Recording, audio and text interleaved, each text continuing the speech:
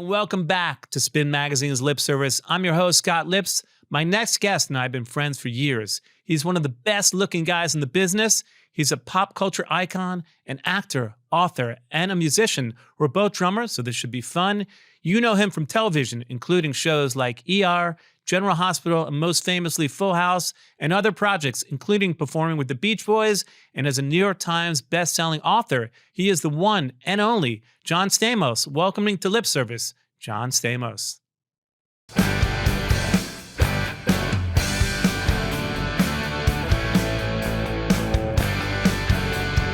Welcoming to the show, my old friend, John Stamos. How are you, my brother? I'm good, buddy. It's nice to see you again. Great to see you, you too. You look great, too. You keep getting better looking. I get upset because you're older than me. You're and straight, you look right? Like Are you I'm straight? I thought you were straight. I've always been straight. You No, look you like too. you're 30. It's almost upsetting. Well, you you too. Thank you. Sobered up a while ago. It helps. But I'm so tripped out that you were a drummer, or that you are a drummer. I remember you telling me years ago, we've known each other like 25, 30 years. Something, yeah. You know, and, although we haven't hung out in probably 6, 7 years. And that's your fault. That is my fault. Because I call, I text, I write, I send them smoke to him. It's got to be a podcast to get us back together. That's when I see my friends on the podcast. It's crazy. very good, by the way. I've been catching up on Appreciate it. And I love the tone of it with the music and the rock and roll. I hope we get to talk about We're going to get into a drums. lot of music. We're going to get into your amazing book that you just wrote. I didn't have time to read it because we literally did this like yesterday. I know. Usually I have like, at least 2 weeks to prep. We're like, how about tomorrow? You don't, I know. I just was perfect. Thank you for doing this. Of course. But don't worry about the book. I'll read it to you someday. Well, I know a lot about it, which is There's great. Some good stories. The good music amazing stories. So we're going to talk a lot about music and a lot about your history. Okay. But yeah, we've known each other for literally 20 years. Yeah. And I remember years ago you were telling me, hey, I'm a drummer. You should come see it. I said, what? Because I knew you for a long time, but I didn't know you were a drummer.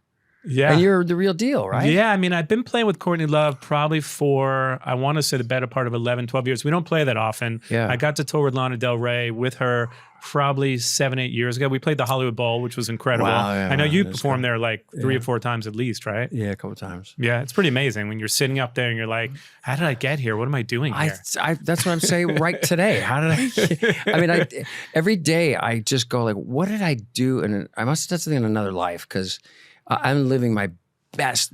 Not because I'm extremely lucky. I think I've been a nice guy enough, talented enough. I'm not great, I just I'm pretty good at what I do, but I'm just lucky and grateful because I started in 82. The first time I played with the Beach Boys was in 85. We'll talk about that. But so I started on General Hospital in 81 and I'm still around for some reason. And it's so great that you get to live both these lives, right? It's so rare that you're a successful actor and a successful musician, and to play with the Beach Boys, it's got to be incredible. The greatest ever. Yeah. I mean, did you ever see any show? Did you? No, but I got to come. Shows. And I know a lot of the drummers you've been doing stuff with the Grayson and all these. These are all like friends of mine. I saw there was the Jeff Ross roast that you did. I just got off the phone with him and he said, say hi. And I was watching that roast you did. I think it was called like Torching 2024 or something. Yes, yeah. And I got to see you play drums. It made me smile. Because I love to watch you play now. And I saw you did a video with Drumeo where he teaches you like a drum solo. Yeah. So it's great because it's so rare. I mean, there's a few guys I was talking about like Jared Leto that gets to be an incredible actor and he's in a great band, but you get to do both, which is amazing. Yeah, it's pretty, I just am so grateful. I think the Beach Boy thing is other than my wife and my kid now, is the greatest thing to ever happen to me. I mean, who's your favorite band, all-time favorite band? Beatles, Stones? I mean, probably Cheap Trick. Okay, Cheap Trick. Just because one of the, stemming back from the Beatles, right? Right, and so it'd be like you getting to play with Cheap, not just once, but like, for years and years and years. The first time, so I was friends with this guy, Jeffrey Foskett, who just passed away about a year ago, and he was the singer and guitar player in the Beach Boys, since the early 80s. And I was so depressed because I was madly in love with this girl. It was my first time I was ever in love with this girl. Her name was Terry. And I caught her in bed with Tony Danza. There's the first story. Damn Tony Danza. Fucking who's the boss now? Him. He was. And so I was so bummed out. My friend said, okay, we're playing in San Diego. Come down. I was on General Hospital at the time. I said, after the game, come down to the field and go backstage. When you hear fun, they're going to take a little break, then they'll go back and do Barbara Ann, but then they get in their cars and leave. So we got to catch them in that time so you can meet them, my heroes, right? So fun ends. I get on the field. And I said, which way's backstage? And they pointed somewhere. And all of a sudden I heard all this screaming and like, what the hell's going on? I looked around and it was like 50 cheerleaders screaming at me. I was like, oh shit. And I started running. These girls started chasing me across the field like an idiot. I look up on the Jumbotron. There I'm with my Jordache jeans and, it looked like a dead crow on my head, landed on my head and stuff. And I'm like out of breath, and I finally get backstage. They slam the door. The girls are, rah, rah, rah. And I'm like, and I look over, and there's my hero. And the whole room stopped, and they're looking at me like, who's this sweaty little weird? We need him in the band. That's sort of what happened. It was like, Mike Love said, who's that? He said, he's a great drummer, my friend John Stamos. He said, the girls scream like that for him all the time. And he said, yeah, he goes, get him on the stage. Right away. Because you used to ride your bicycle literally by like right. Mike Love's house when you were 15 or something. Yeah. And peering in the window. It was his parents' house, and they had all the gold records up and platinum. And I'd look in there and, just dream of meeting him one day. And I tell you, Scott, I can't even express. It's been so many years now too. 85 was really the first time that was around 84. And then 85, they said, well, we're playing this thing in DC and we have a bunch of guests every year. You want to come be a guest? I'm like, yes. It was at the Washington Monument and for 1 million people. And wow. It was 2 shows. One in Philadelphia first. That was 1 million people on the steps of the thing. And then the nighttime show was at the Monument, and it was about 700,000 or something. Had you ever played for more than like 3,000 people? No. No. Right. No way. I mean, this is, I was like, what? Here's the kicker. So I get to the hotel. It was at the Watergate. I'll never forget it. And my friend Jeff was waiting in the lobby. He said, put your bags down. We got to go teach Jimmy what keys we're doing the songs. I'm like, Jimmy who? Smash cut to the biggest hotel room I've ever seen. Jimmy Page is sitting in with the Beach Boys. And I'm like, what the fuck? And I'm like 19. So he comes slinking out like, hair, and he has a bottle of Jack and offers it to me. I said, no, do you have a light beer, Mr. Page? He pisses off. And then there was a roadie guy there, and my friend Jeff saw these guitars in the other room. He said, oh, I want to see that B-Bender thing or whatever. So they run off, and I'm standing in this gigantic suite by myself, like, this is fucking weird. And I remember it was a hot day, but there was a weird chill in the air. And there was all these anvil cases around, which I thought were for guitars. Later, I found out there was a bunch of devil shit in there, like whips and things. And in between so I sit down on this big blue couch and I sink in. I'll never forget it. And I'm just sitting there. I don't know what's going on. And out between 2 anvil cases pops this weird little skinny goth girl, sticks her head out, starts screaming, ah! I go, ah! She pops back in like a cuckoo clock or something, like a goth cuckoo clock. And I'm like, get me the fuck out of here. Just then Page comes up, Mr. Page comes up with a light beer. I down it. He's like, okay, well, what keys are we doing? Songs. And I said, well, I think you're playing Barbara. Okay, what key is that? F sharp. I can't fucking solo an F sharp. Screaming at me. Like, I can't. And I'm like, looking for my friend. Where's Jeff? And then he said, what else? I said, I think you're playing on Help Me Rhonda. Like, what key is that? And I'm like, C sharp. I can't fucking solo. She's killing me. So it was. Were you a huge Zeppelin fan when you were growing up? Because I was. No. I mean, I was, but not like, I knew the Beach Boys. My musical taste was limited. Still is. Yeah. But so that that was the first time, and it was a trip. When Pet Sounds first came out, were you like, this is the greatest album ever? Because it was so complex, and a lot of people don't understand. Like, it was so ahead of its time. Yeah. When you listen back on it now with the layering of the vocals and whatnot, I mean, it's hard to recreate that live, I would imagine, without some kind of backing tracks. You have like thoughts on backing tracks now? Yeah, sure. He doesn't. Mike Love, who turns 84 in a couple of weeks. Wow. He refuses any background tracks, any backing tracks. We started playing to Click, which I really love. I don't know about you, but I love playing. I could never play to a Click live just because I don't know, I'm just not that kind of drummer. But yeah, it takes some getting used to. Yeah. Certainly using the studio, but but at 65, I was only 2 in 65, 63, 64, 65. So I didn't, was that when Pet Sounds was 65? Probably 65, yeah. I'm not a historian like that either. But I remember, I loving the Beach Boys when I was, young. We used to go to this Disneyland, and there was this band, Papa Do Run Run, that played there, and they played Beach Boys songs. That's how I got turned on. And I was trying to convince them. And then even like in my 20s, when I started playing with people and stuff, I said, Beach Boys, and they're like, fuck Surfing USA. I go, listen to this. Yeah. Wouldn't it be nice? Sloop John B, the Pet Sounds stuff. And it's the music is needed now more than ever. It's so crazy, Scott, to see these crowds because it's optimism. It's fun, good vibrations. Wouldn't it be nice? It's just, well, look at the world, right? Yeah, look at the world. Yeah. People need it so bad. I always say, discord is at an all-time high and decency at an all-time low, but thank God we have that music to get us through. Yeah. The crowds have been insane. They started playing festivals a couple of years ago, and we played Stagecoach last year, and it was like 80,000 younger people. A lot of the shows, older people come because they know the Beach Boys, but it was a younger, just 80,000 people. Incredible. Crazy, yeah. Now, do you ever mess up? Do you ever get in your own head? Because I used to do it all the time. I would just like overthink what I was doing. And then all of a sudden I was like, if I fuck up, the whole audience is going to stop moving and stop grooving. But does that ever happen? You ever do you get to a place ever where you're overthinking things when you're playing? You kind of mess up songs, or does it not happen? And then Mike Love turns around to you and be like, that fucking Stamos. Stick to the acting. What are you doing with it?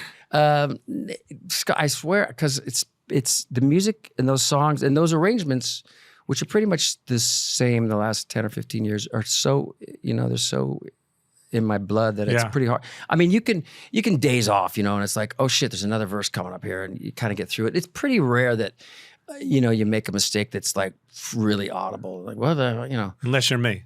How is it? I mean, it's whole. It's like, how could they There's tell? a lot of, I just forget, again, I'm like Larry David on the drums, Sean, so I would literally get in my own head, and then I would just start to rethink things and overthink things. But, I mean, but when you're not, though, when you get into that, when you get in that zone, transcend, isn't that the greatest? It's the greatest feeling? ever. And you're just like, oh man, I'm just in such a groove. Well, there's so much to talk about. Take me back to the beginning, because it's weird. Again, we've known each other so many years, but you never sit with your friends like, how'd you grow up? And tell me about your first like love of music. But you grew up in Orange County. Yes, right. And it was one of those things, I guess, like your dad had a restaurant. He still made you work at the restaurant. You wanted to work at the restaurant, even when you got into General Hospital early on, right? Yeah, I didn't want to. I wanted to quit because I was working at my dad's restaurant, and he was sort of building the business for me, and he wanted me to go to college.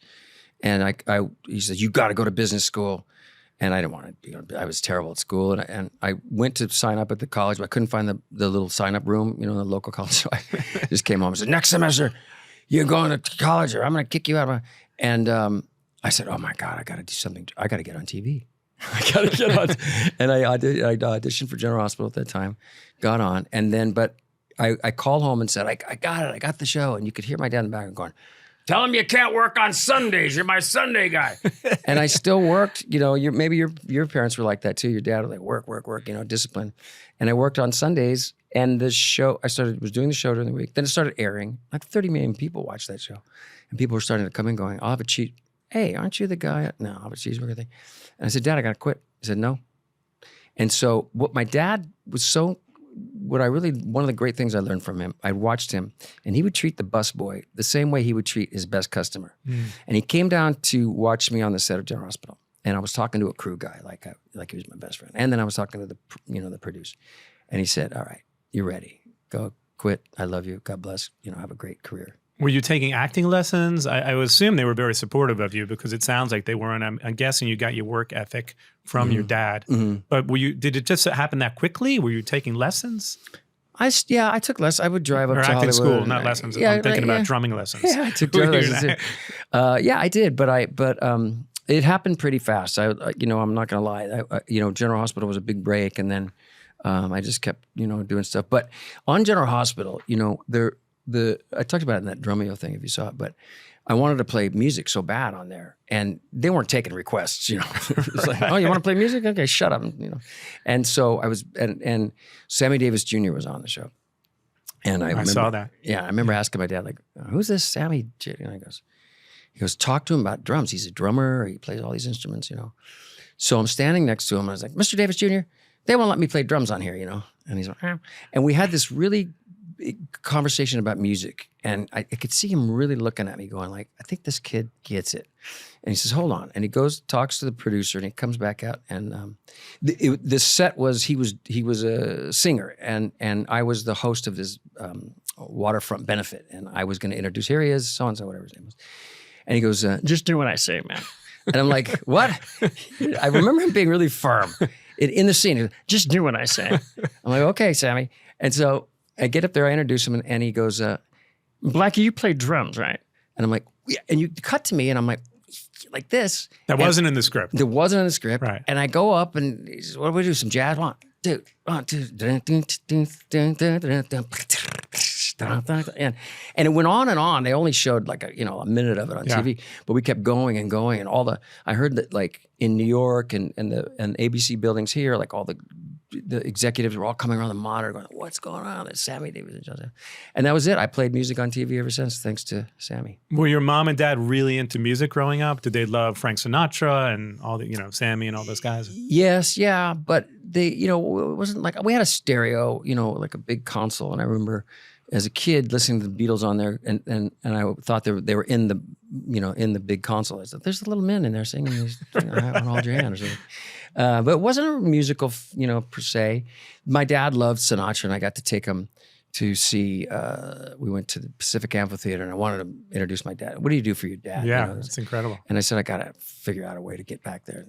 And I got word back. They said, if Frank wants to meet you, you'll know. Yeah. I'm like, how am I going to know? Rickles goes on, who later became one of my best friends. And, but I didn't really know him at the time. He goes on, and then we get this tap on the shoulder. Mr. Sinatra, we'll see you, the little guy, Tonio. We go backstage, Mr. Sinatra, we took some pictures and stuff. And my mom had this story about it, him trying to kiss her on their honeymoon. And she lunges for Jilly Rizzo, this mob guy, grabs my mother, and they're about ready to break her neck. I was like, my mom, Oh my God. It was one of those things. But then one of the great moments was that, so at the end of the show, Rickles comes out and they introduce people in the audience. So-and-so is here, so-and-so, Paula Abdul. And it's John Stamos, and I didn't stand up or whatever. And he said he's probably in the cheap seats. In fact, he's probably in the grass. And then Rickles says he's probably smoking grass. And Sinatra grabs the mic from him and says, smoke one for me, Johnny. Incredible. And my dad was just beaming proud. It was a good moment. Well, even you and Rickles became great friends. And he was sort of like a mentor to you, right? Because I know comedy is a huge thing for you. What was your relationship like with him? He was like, another really, I've always gravitated towards older. My dad died, I was relatively young. And so I was always really gravitated towards older men that, became mentors. Jack Klugman was the first one. Gary Marshall was one of mine. And then Don. I just paid attention to him. It was during a time when it was before he had a resurgence sort of at the end when they were doing specials and stuff on him. Yeah. And I'd take him to dinner and, and his son died tragically pretty young. And so I kind of slipped in there. But we would just sit and talk on the phone for hours, like two schoolgirls. He always wanted a family for me, and thankfully he got to meet Caitlin before he passed away. Amazing. So it was cool. It was a great story how you got him on ER, yes. but then he was like, I can't remember the lines. Yeah. So he like flaked out on you. He flaked out on me like the day before, and everybody was so, because I went to to bat for him. Please put Don Rickles on here, and they all loved him. Yeah. And he bails the night before, and they were so mad at me. But he called me and said, I didn't want to embarrass you. But you don't think of ER and Don Rickles anyway. It feels like it might have been a little out of context, or no? I mean, no, it would have been one of those roles that he would have won an Emmy for. You know? Really? Yeah. And they filled in really quick with some comic, and they cut the part down. But then like Ernest Borgnine was on a few months later, and he won an Emmy. It would have been one of those great roles. Yeah. But he didn't care at that moment. It was like, whatever. How'd you get the role on ER? Because you end up getting all these great roles along the way, and we'll talk about how you got the role in Full House. But it's like a dream come true, because all these things are happening. I feel like you worked hard on it, but you also, it was like divine intervention when all these things happened to you just fairly quickly. As you said, even with General Hospital, it feels like you weren't auditioning for years. Yeah, well, I wasn't too long, but I just was really. I think it's interesting to hear people talk about their careers. And I did this, and then I did that. I took whatever was coming my way. Yeah. I did a lot of shit too. Yeah, commercials, anything. Yeah. I did commercials. But I mean, even throughout my career, I've done shitty shows. You never go in going, "This is a piece of shit." You always think it's going to be great. Right. I never really made it into movies, and now everybody wants to be on TV, so I'm okay with that. I'm doing a movie pretty soon, but it's just I just been very lucky to still stick around, because most guys. Where's Scott Baio today? Oh, if he's listening to this, he's going to be so mad. He hates me. Why does he hate you? I don't know. It's a Republican, Democrat thing or something. I don't know. He shouldn't. We were friends, but he thought, I don't know. He calls me a Marxist or something. It's a whole nother podcast. It's a whole other podcast. But ER was, I finished Full House, and I was they said, oh, they're really interested in ER. Clooney was leading. And they said, I want you to come in. And It's basically your part, but they go in and have a meeting, And all of a sudden, there's like, well, I want you to read these pages. No big deal. It's just you and John Wells. And then a lot of medical jargon. There was a lot of medical jargon, and I thought it was my role. It wasn't supposed to be an audition. I wasn't auditioning. It's the hottest day in the fucking valley. I'm sweating. Like I go in, and there's literally 30 people in the room, all the writers, network, studio executives, head of Warner Brothers, head of NBC. And I'm just like, sweating. I was like, hi, everybody. And they're like, they were not in the mood. And I shit the bed. I just stumbled out. It was just awful. And I literally put my head down and ran out of the room. And I avoided John Wells and that whole crew for the longest time because, years after, they call up and they say, okay, we want you to be on the show. I'm like, are you sure? Remember that My thing? audition wasn't so good. This was years later. So I'm laying there it was the first day, and I'm on a gurney, and I'm all bloody, and we did this scene of it. And John Wells goes, hey, welcome to the show. And I'm like, oh, God. I said, John, I never talked to you, but man, that was so embarrassing. And he said, what are you talking about? I said, what, that terrible audition? He goes, nah, you were fine. He said, we just decided you were too much like Clooney, and we didn't want to do that to you. We just wanted to know totally other way. I was like, oh. So you get things in your mind. You think, oh, I fucked up this song, with Hole. Yeah. And, it's like, that's what I really learned is just let shit go, man. It doesn't matter. Nobody's really overthinking stuff. Nobody cares. Nobody cares about themselves mainly. It's like, you know what I mean? And you do the show and you go on to, obviously Full House was before then, but when you look back on Full House, it's interesting. I've heard you say that you didn't love the show when you first got on it. You felt like, maybe you called your agent. You said, "Get me off this fucking show." Yeah, that's true. Right?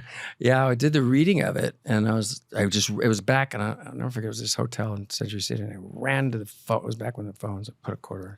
Get me off that fucking show.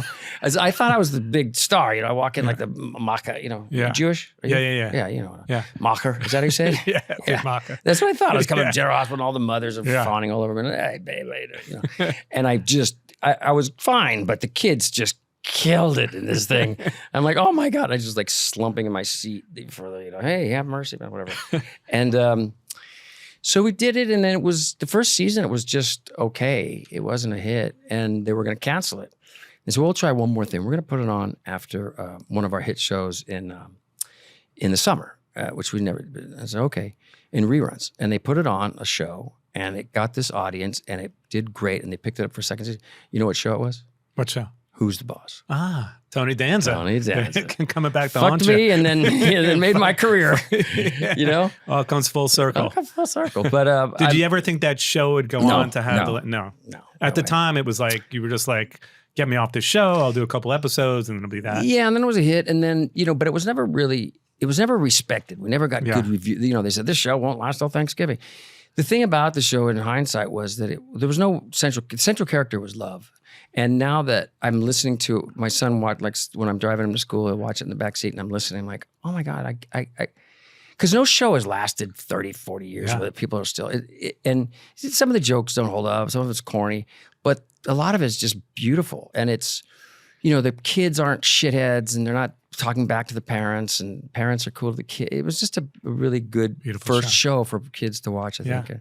So now I can look back on it with gratitude. During the time, I just wanted to be more respected. I wanted to be, but I had the Beach Boys on there, which was a big thing. Kokomo we did. And I actually had the Beach Boys on the show I was doing before with Jack Klugman, and they came on and all of them were there. Brian was there. Dennis had passed away, but it was pretty. How is Brian? I mean, do you get to interact with him much? I don't anymore. No. Yeah, he's pretty isolated, and sadly, there was always sort of two camps going, and it made more sense for me to go in the Mike camp. And it was Carl who I was closest with, and that guy was a genius and an angel, and he sang "God Only Knows" and "Good Vibrations," and.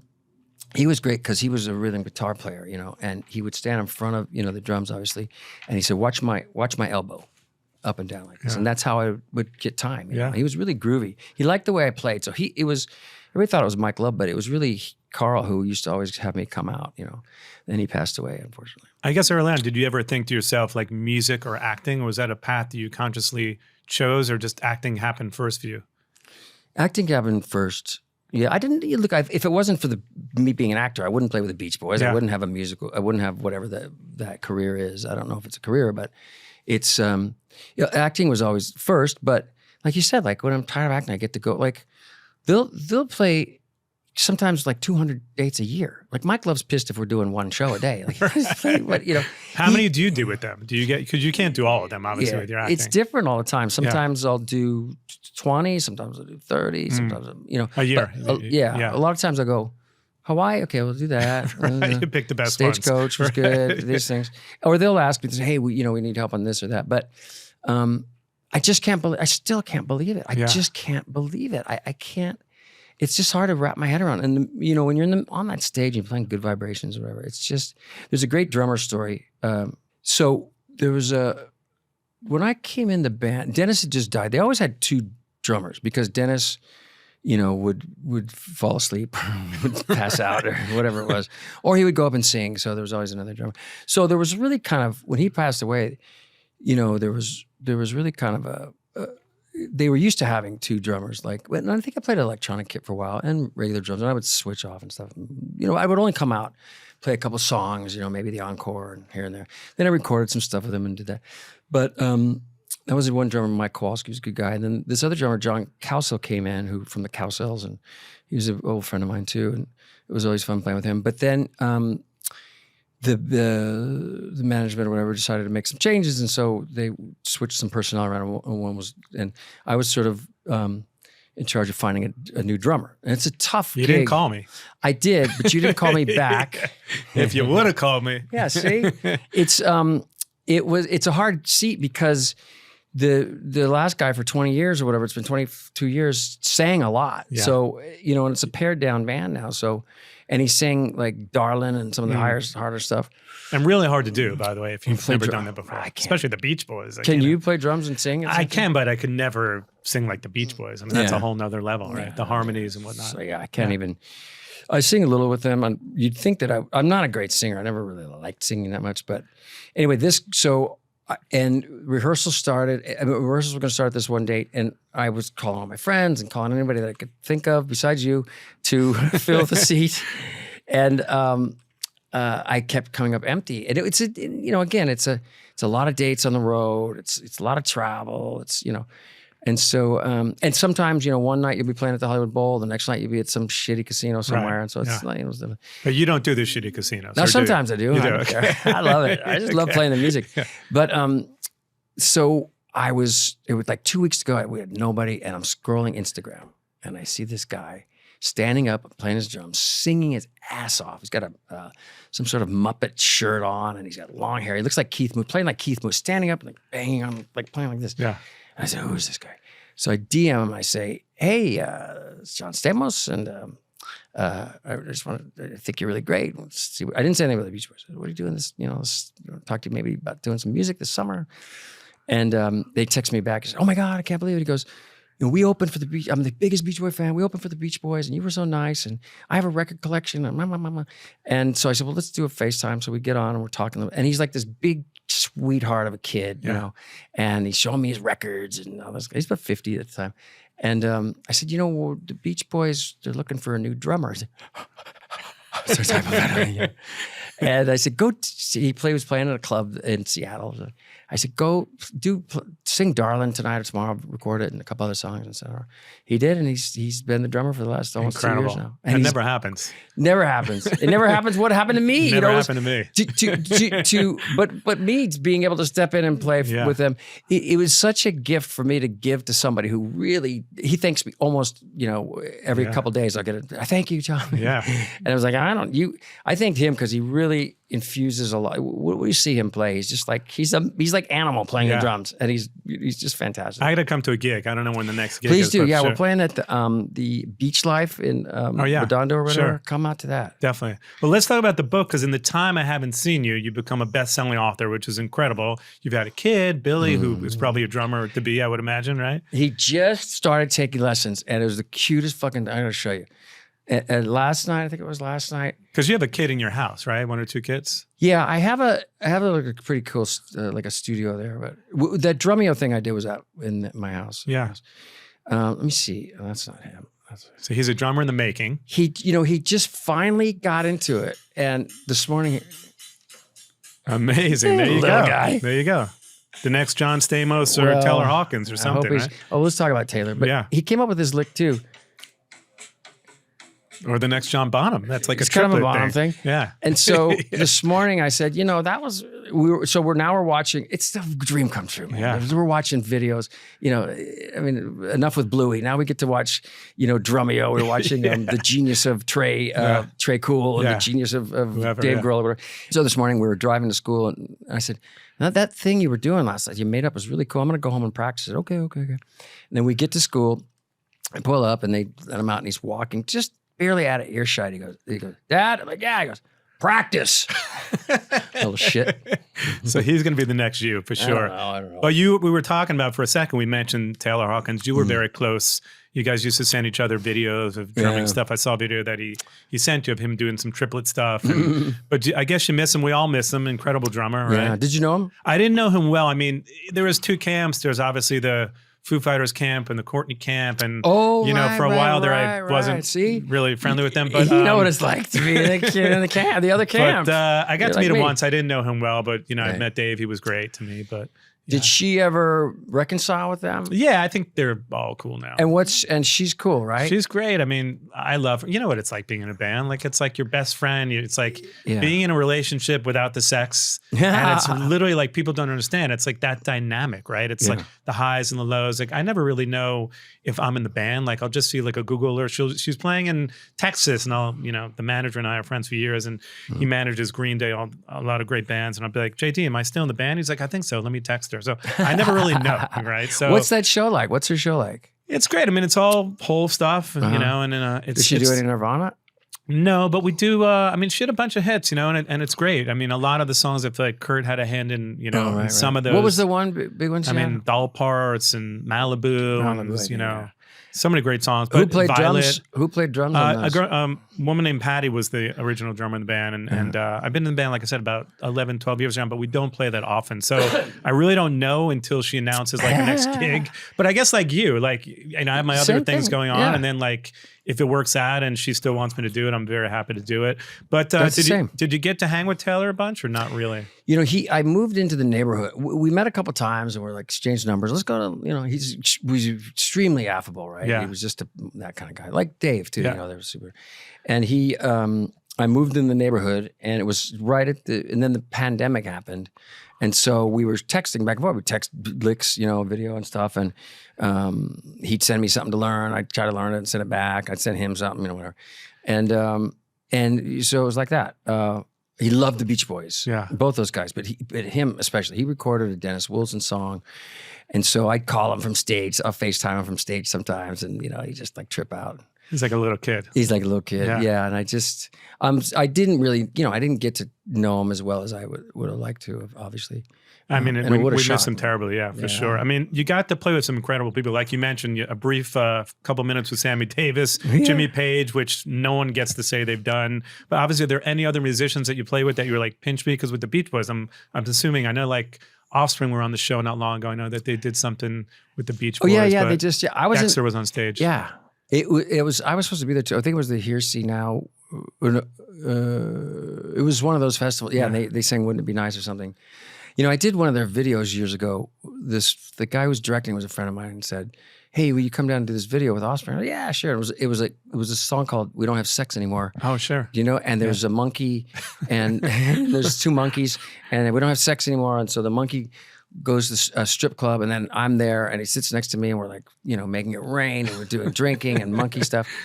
And it was like maybe 10 years ago, and they didn't put it out, and they put it out like maybe a year and a half ago, and it peed and went ape shit, there's pun intended, and got pissed at me for working with a monkey because since then the laws have changed. But we shot it, we did it a long time anyway. So, but it was nice to get to know those guys a little bit. And I saw them, I heard them on your podcast. Yeah. Smart and really They're great. cool. Yeah. Anybody else that you played with though that you're like pinch me moments that you're like, I can't believe I'm on stage with?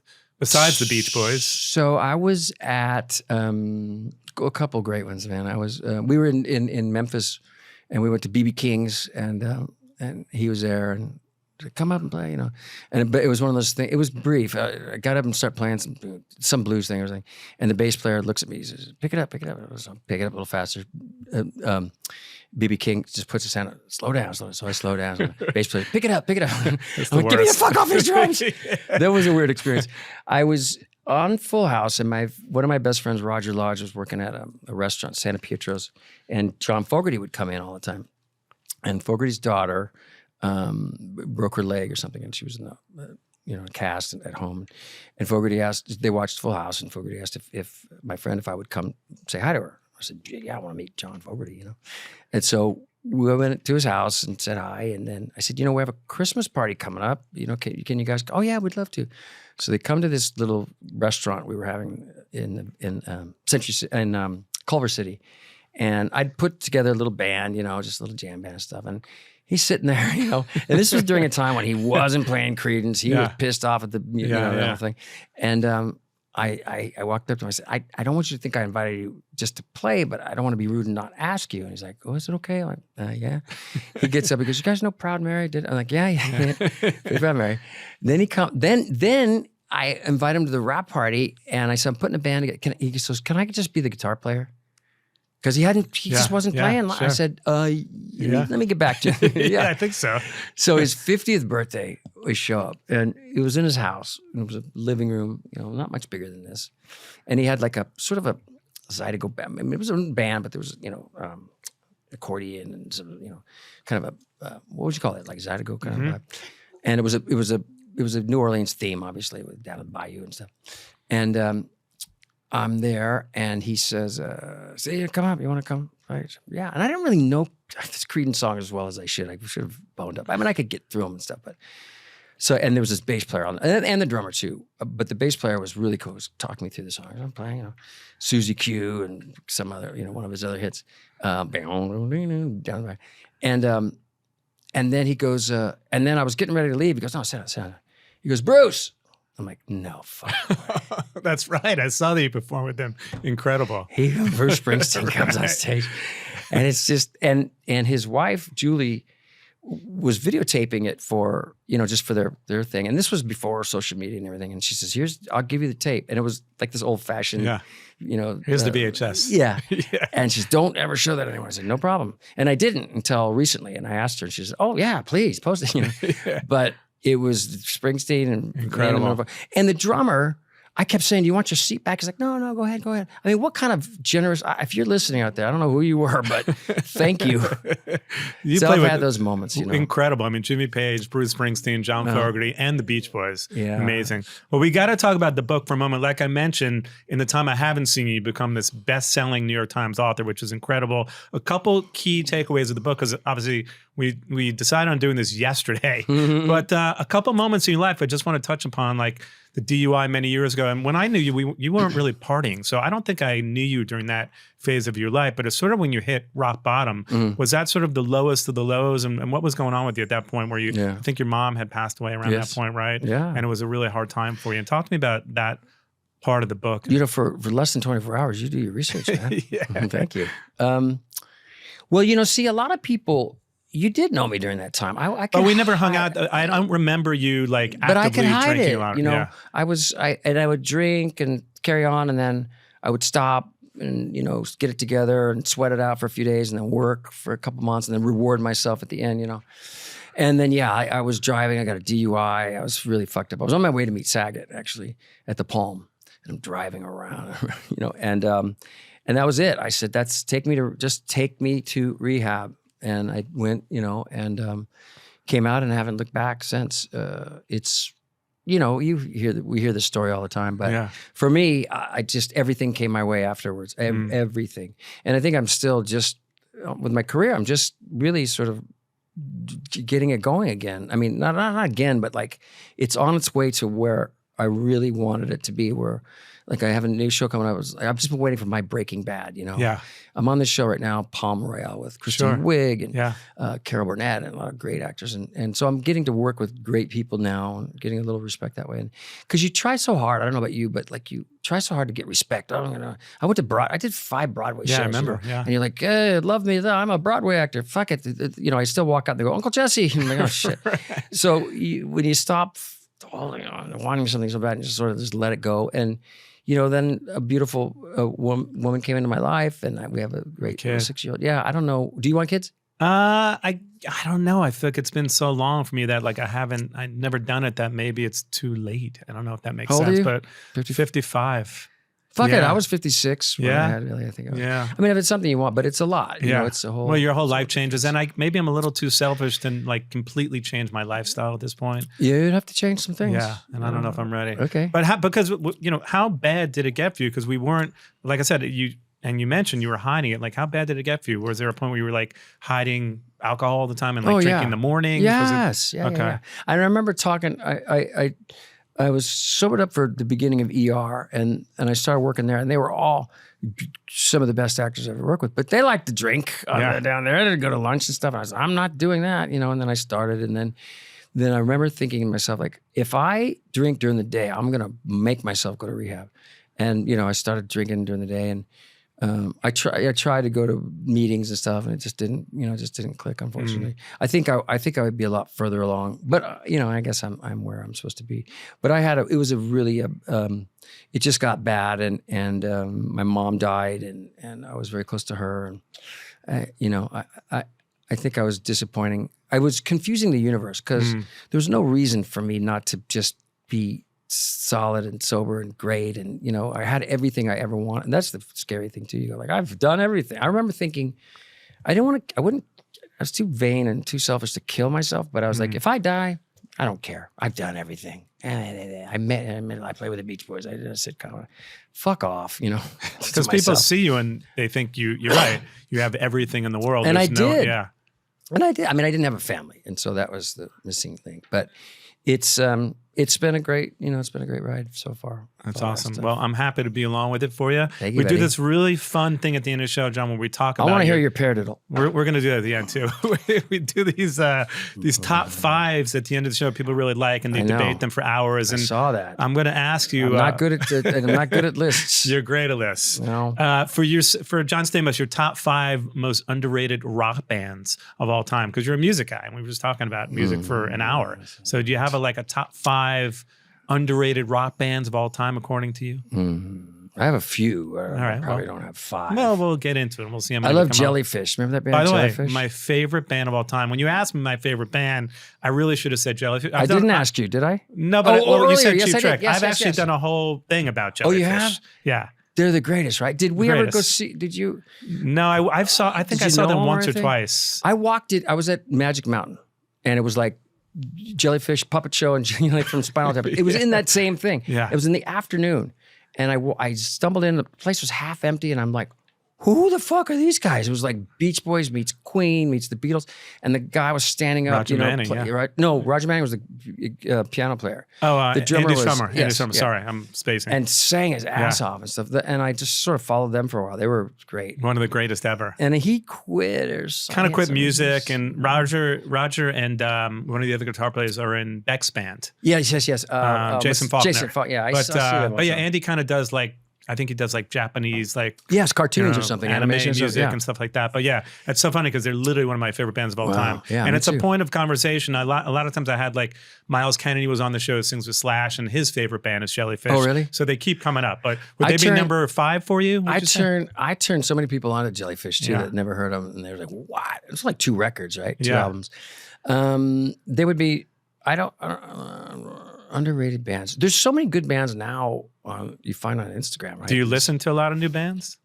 I do on social media, and I always you find drummers through social media. I find drummers through social media, and I'm not like social media is fine. It's like it really reminds me of the fucking fires, man, because it can be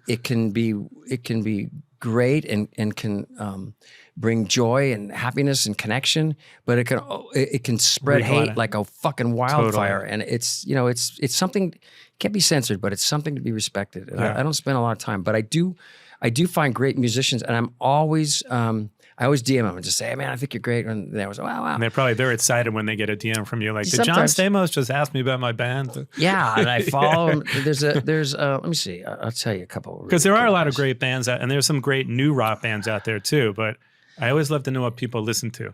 You know, I'm not a guy who, I just don't, like I should, right? But I don't, you know, like what's the, you know, hopefully rock and roll's coming back, right? But I mean, we always talk about it. There's bands like the Struts. There's a band called Struts, Pile but Struts have been around for a while. They've been around right? for a while. I mean, Greta Van Fleet came and, you know, kind of came and went. I hung out with that drummer. He was really cool, Daniel. Yeah, he's cool. Like I'll hit up these drummers too, you know. Super fun. And like with him, Daniel, like we'll send videos back and forth. Hey, here's a lick. Oh, here's a lick, you know. Greta Van Fleet. I've been playing with this bass player, Tal Wickenfeld. You know her? I think she's played with. Yeah. She was on that thing with me, but she played with Beck and Jeff Beck and Prince. And everybody's just super cool. So when you're listening to new music, do you not listen to new music? Is it mostly just going back and listening to stuff you got to rehearse for, or you listen to the Beatles and stuff like that, stuff that you grew up listening to? I'm sad to say, probably, yeah. I don't. It's pretty rare that I just sit and, you know, find new music. Yeah, that's bad of me though, isn't it? Well, I mean it's you see these great musicians that sit and they listen to every new. I'm trying to think. You know, I didn't get into some of the newer things. My wife's always listening to, you know, Chaperone and Taylor Swift and those. And then pop stuff. And as soon as I get my son away from that, the women in the house, I'm like, here's Zeppelin. Today I was playing Green Day all day, you know, and trying to. You listen to the classics. I do, and you know, you always just kind of go back to that, right? Yeah. There's this great band called the band Feel. They do this great drummer in this band. Oh, cool! I don't know them, but I'll check them out. Check them out, the Feel, and you know, you find these guys that are like, wow. Rival Sons are great. Have you heard them before? Nope. They're another kind of Zeppelin-inspired band. There's a lot of good music out there. I mean, I feel like I always talk about this, but we're probably one step away or one album away or one song away from rock really coming back. But I would love it. And I would love to go see Jellyfish with you, but unfortunately they're not playing anymore. But it would seem to be, I don't know if you guys talk about it, but like, how the hell do you make it these days? I mean, do you play clubs, or you make it on social media? Hard. I mean, really, it's the other thing that's really something to think about is that like the advent of the internet. You know, these kids, they're so like when we were kids, you couldn't look at the Buddy Rich solo, that impossible solo, and have it slowed down and taught to you and stuff. You know, I remember having the record and putting my finger on it to slow it down to hear like how they're playing this stuff. You know, so you see these musicians that are incredible by the age of, you know, 12, 13, like if you want to play an instrument, there's no excuse. You get a pair of sticks or get a guitar and go to YouTube, right? Have you seen that guy? I think his name is like Ellis Stefano. He's the drummer that basically has like one hand. He'll do I mean, it blows my mind so much so where I can't watch it because I'm like, I'm either the worst drummer in the world or I need to keep practicing forever. But that's the thing. Like, I think that too all the time. Like almost there's very few times where I stumble upon a drummer on here that I think I'm as good as him. Like they're all fucking incredible. That's what I've been gracing. Someone sent me his Instagram. I go, that's bullshit. That's sped up, you know? And it's like, no. And so I started following him. Then he started following me. And then he goes, hey, I'm going to be in LA. You want to get together? And I thought, who the fuck is this weirdo? Like Grayson. I thought he was some weird Swedish dude or something. Yeah.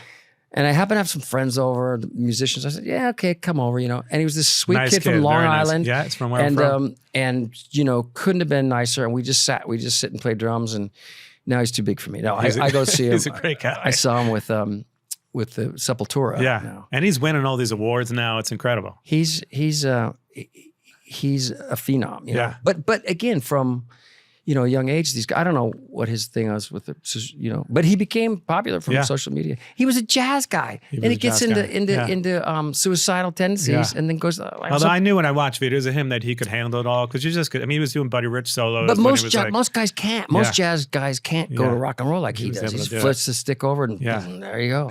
Are you and Caitlin foodies? I mean, I know she loves pizza because I feel like you had pizza on your first date or something. Yeah. Right. But are you foodies? Do you go out a lot to eat in LA? She loves food. Okay, and she's skinnier than like.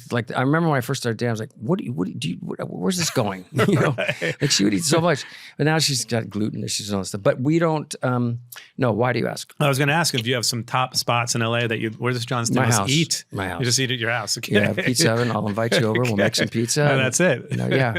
I don't. That was like one of your first dates, right? You had like pizza with her. Yeah. Well, I told her she said that I told her it was a party at my house, but it was just me and her. I met her. It's a pizza party for two. Yeah, pizza party for two. Yeah. I met her on the set of. I was doing an episode of SVU, Law and Order, right? And I was playing this guy who he was a serial, like I had 47 children and I was like poking, holes in condoms. He was so egotistical that he wanted to spread his progeny and have like all these kids. And she was on the show as an actress and I was trying to get her pregnant on the show. And I'm in the bathroom with a needle and the door kicks in and it's Ice-T and the other guy is like, where is it? And she's like, he's in the bathroom. And I remember I was like, I was like in love with her. And I was getting up the nerve to go ask her out or get her phone number or something.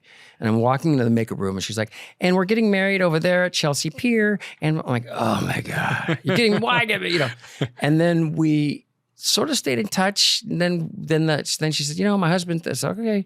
And then she thought I was gay too.